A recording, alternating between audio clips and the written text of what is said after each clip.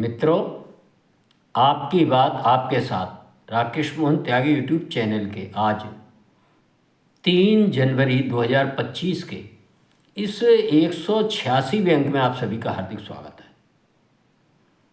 मित्रों, आज मैं आपसे चर्चा करूंगा पौराणिक कथाओं में वर्णित नंदिनी गाय की। मित्रों, जैसा कि हम सबको पता है, पुराणों में और हमारे इतिहास में नंदिनी गाय की बड़ी महत्वता है। नंदिनी गाय कामधेनु गाय की पुत्री के रूप में मानी जाती है। और मित्रों, ये गाय ब्रह्म ऋषि वशिष्ठ जी महाराज के आश्रम में रहती थी और वहाँ उसके बारे में ये माना जाता था कि उसका दुग्ध पान करने से व्यक्ति अमर हो जाता था। सारी मनोकामनाओं को पूर्ण करने वाली ये गाय हमारे पुराणों में वर्णित है।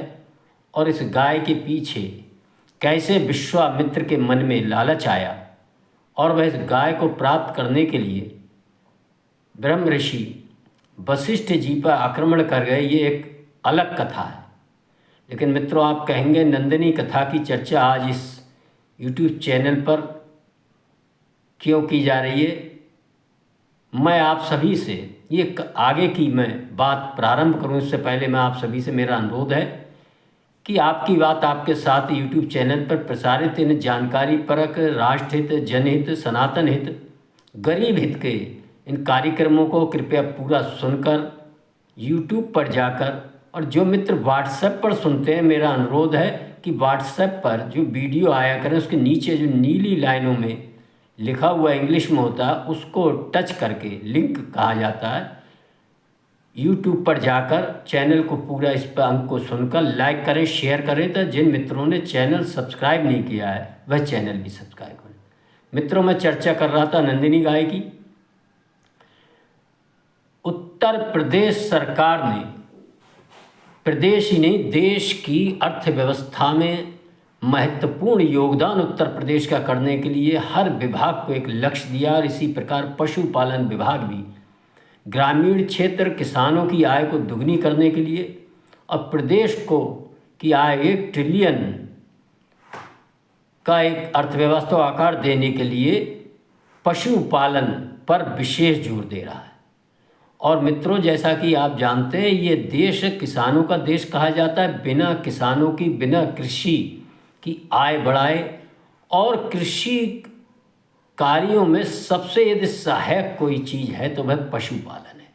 मित्रों, कृषि का जो रॉ मटेरियल होता है, चाहे वो भूसा हो, चाहे पूले हो, बाजरा के, प्याल के, कोई भी फसल हो, चाहे उड़द का, हम जानते हैं तोतरा जिसे कहते हैं गांव में, वो हो, वह पशुओं का आहार होता है। और पशुओं का जो रॉ मटेरियल होता है, चाहे उसका मूत्र हो व गोबर जिसे कहते हैं, वह एक बहुत कीमती खाद के रूप में हमारी कृषि योग्य भूमि को और उपजाऊ बनाकर हमारी उपज को बढ़ाती है। ये एक चक्र होता है।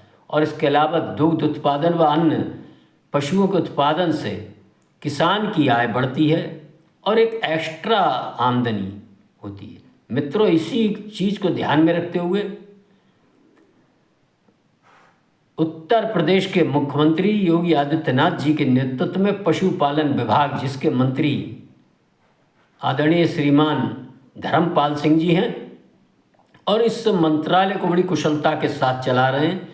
पशुपालन विभाग की ओर से नंदिनी से स्वरोजगार और नंदिनी कृषक समृद्धि योजना जो लॉन्च किए, एक बहुत सुंदर योजना, और इसे हम सबको इसके बारे में जानना ही चाहिए विस्तार से। और ये विगत वर्षों से लागू है। मित्रों, इस योजना इस वर्ष 2024 और 25 में इस योजना के तहत लगभग हर राज्य के हर जिले में 4 लोगों को इस योजना से लाभान्वित करने का निर्णय लिया गया है। और अपने यहाँ भी 34 लोगों ने इस योजना की पात्रता के लिए आवेदन किया था, और जिसमें 22 लोगों के आवेदन सही पाए गए हैं। मित्रों, और 4 लोगों के आवेदनों को छांटने के लिए इसमें लॉटरी सिस्टम का इस्तेमाल किया जाएगा। और मित्रों, नंदिनी कृषक समृद्धि योजना के लिए 8,712 वर्ग मीटर जगह डेयरी लगाने के लिए हमारे पास होना ही चाहिए। और इसके बाद 34,848 वर्ग मीटर जगह हरे चारे के बोने के लिए खेत इतना होना चाहिए। मित्रों, इस योजना में साहिवाल है, गीर है, थार पारकर है, गंगातीरी है, ऐसी 10 दुधारू गायों को आपको पालन करना होगा। मित्रों, आप सबको जानकर हर्ष होगा कि इस प्रोजेक्ट की कुल लागत 23,60,000 रुपये है और इसमें 50% का एक बहुत बड़ा योगदान सरकार किसानों के लिए देने जा रही है। और यह राशि लगभग 11,80,000 बैठेगी जो सरकार आपको उपलब्ध कराएगी। एक इसका क्रम है मित्रों। और प्रोजेक्ट ये जो धनराशि लगभग 15% इस प्रोजेक्ट में जो लाभार्थी होगा उसको स्वयं खर्च करना पड़ेगी आधारभूत ढांचा बनाने के लिए। आधारभूत ढांचे के अलावा जो 50% उसे और खर्च करना पड़ेगा, उसमें 35% बैंक द्वारा ऋण मिलेगा। 35% बैंक का ऋण, 15% अपना धन, ये 50% हुआ और बाकी शेष 50% अनुदान के माध्यम से सरकार देगी। मित्रों, अनुदान भी इस नंदिनी कृषक समृद्धि योजना के लिए 2 तरह से दिया जाएगा। इसमें फर्स्ट अनुदान में 25% राशि जब आप आधारभूत ढांचा तैयार कर लेंगे तब आपके खाते में 25% की राशि आ जाएगी। और इसका सेकंड पार्ट जब होगा जब आप 10 ऐसी दुधारू गाय बढ़िया नस्ल की वो ले आएंगे क्रय करके और उनका सत्यापन चिकित्सा अधिकारी, पशु चिकित्सा अधिकारी या अन्य लोग जो भी होंगे वह जब कर देंगे तो आपके खाते में शेष 25% अनुदान आ जाएगा। और इसके बाद आप अपनी डेयरी चलाते रहेंगे। मित्रों, ये ग्रामीण क्षेत्र के लिए बहुत सुंदर योजना है। इससे स्वरोजगार और समृद्धि और दुग्ध उत्पादन व अन्य सभी चीज़ें, खास तौर से जो हमारी कृषि योग्य भूमि है उसको समृद्ध करने के लिए, उपज बढ़ाने के लिए बड़ी मात्रा में गोबर व गौ उत्पादों से अन्य वस्तुओं का भी निर्माण हो सकता है।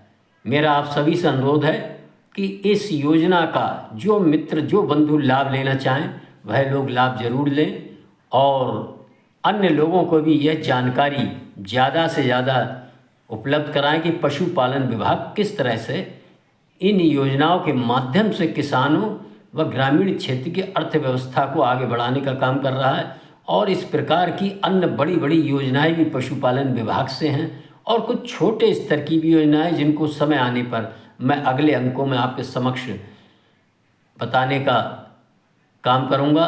तथा आज की इस अंक में मैं अपनी वाणी को विराम देता हूं। आप सभी से मेरा अनुरोध है, सुनकर लाइक करें, शेयर करें, चैनल को सब्सक्राइब करें। धन्यवाद। जय श्री राम, जय श्री वाल्मीकि भगवान, भारत माता की।